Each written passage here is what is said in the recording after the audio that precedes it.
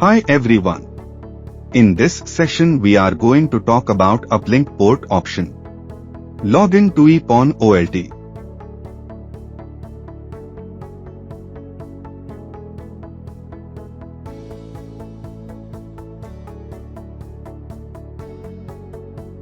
Click on OLT configuration. Select Uplink port.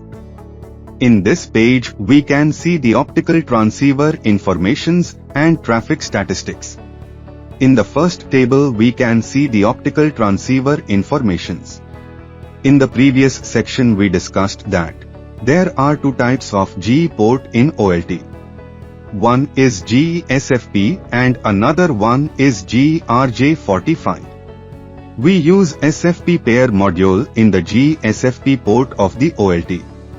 Or, we also called it as the uplink module. Once we insert the pair module in the GE SFP port, we can see the transmitting power and receiving power in that table. On the second table we can see the uplink traffic statistics like, is the GE port is up or down, speed of that port, and RX and TX packets. From this page we can identify the ISP is connected or not to the OLT. Once we connect the ISP to any of the GE port of OLT, we can see the RX packets are receiving by OLT. Like that TX also.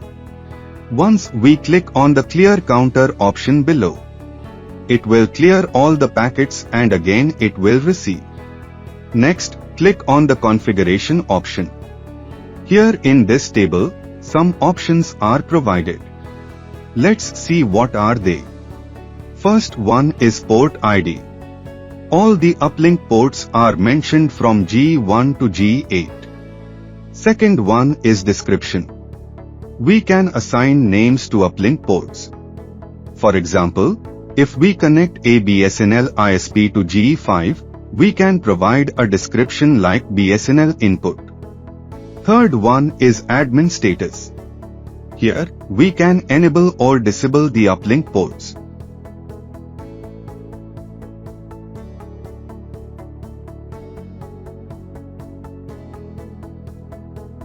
Next is speed. It specifies the speed of each uplink port. By default, all port speeds are set to auto. You can change it by clicking the drop-down arrow. The available speed options are 100 megabits per second half duplex, 100 megabits per second full duplex, 1000 megabits per second half duplex, 1000 megabits per second full duplex. Based on the requirements, we can change the speed. Next is flow control. By default, the flow control is disabled and there is no need to enable it. Once we enable flow control, the sender must check the speed of the receiver to ensure data is received correctly, otherwise, data loss may occur.